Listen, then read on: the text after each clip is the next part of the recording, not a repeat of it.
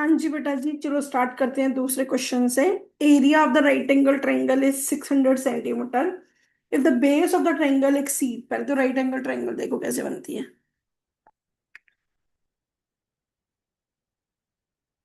ठीक है, ये है हमारी राइट एंगल ट्राइंगल। इसके अंदर इसको हम बोलते हैं बेटा हाइपोटेनस, इसको हम बोलते हैं बेस, और दिस इज अवर एल्टीट्यूड। ठीक है, और सबसे पहले जो लिखा गया है एरिया ऑफ ट्रायंगल, तो एरिया ऑफ ट्रायंगल किसके इक्वल होता है? Everybody knows 1/2 base into altitude. Very good. ठीक है, इजी है ना? तो जब आपको एरिया ऑफ ट्रायंगल मिल गया तो आप सबसे पहले लिख लो area of triangle is equals to 600 centimetre square.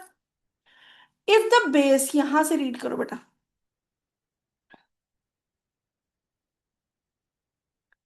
if the base of the triangle exceeds the altitude by 10 centimetre. ठीक है, तो अब हमारे पास बेस, यहाँ याद रखना बेस जो है वो 10 सेंटीमीटर बड़ा एल्टीट्यूड से, तो हम लिखेंगे let the altitude of triangle is equals to x unit. ठीक है, और बेस क्या हो जाएगा हमारा? x + 10 centimetre. ठीक है, क्लियर? अब हम इस एरिया के अंदर वैल्यू पुट करेंगे, एरिया ऑफ ट्राइंगल का फॉर्मूला लगाएंगे। ठीक है, यहां से हमारा सोल्यूशन स्टार्ट हो रहा है। Is equals to 1/2 base into altitude. ठीक है, ये तो मैम इतना इजी क्वेश्चन है। यस बेटा, आई नो इजी क्वेश्चन है, बट करना तो पड़ेगा ना। अब हमारे पास एरिया ऑफ ट्राइंगल क्या दे रखा है? 600 इज इक्वल्स टू 1/2, बेस की जगह लिखेंगे x + 10 और ऑल्टीट्यूड 10। ठीक है, now this is x² + 10x/2 600। क्या करेंगे? Cross multiply. 1200 is equals to x² + 10x। ठीक है, इसको हम आगे लेके चलेंगे तो हमारे पास इक्वेशन बन जाएगी x² + 10x - 1200 is equals to 0। अब हमें क्या चाहिए? मल्टीप्लाई करने के बाद 1200 और प्लस माइनस करने के बाद 10, तो हमारे फैक्टर्स क्या बन जाएंगे? x² + 40x - 30x - 1200, यहाँ पे x लिखना भूल गई बेटा मैं, इज इक्वल्स टू 0। ठीक है, तो हमारे पास क्या आ गया क्वेश्चन में? x+40 -30 common, x+40 is equals to 0। x is equals to 30 और x is equal to -40।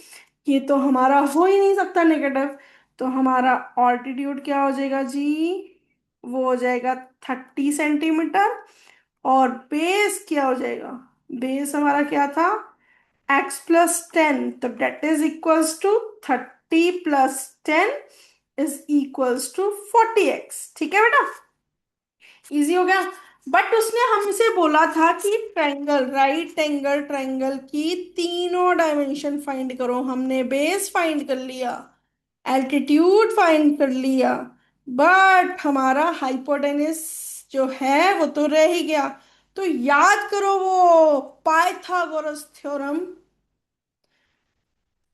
Hmm, Pythagoras theorem, h² is equals to b² plus p²। p is here altitude। ठीक है जी, परपेंडिकुलर। तो बेस क्या था हमारा? 40² plus 30² is equals to h²। ठीक है, तो h is equals to 1600 plus 900 का square. h² is equals to 2500 so h is equals to 50 centimetre. Hypotenuse सबसे बड़ी साइड होती है, वो हमने निकाली ली।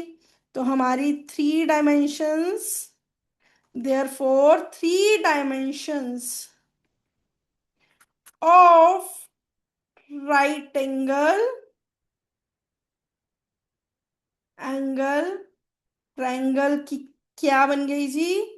30, 40, 50 सेंटीमीटर, सेंटीमीटर, सेंटीमीटर। अरे मैम ये तो बहुत इजी क्वेश्चन था। अब ये देखो, अब ये पेपर में आया था क्वेश्चन 3 नंबर का, सॉरी 5 मार्क्स का।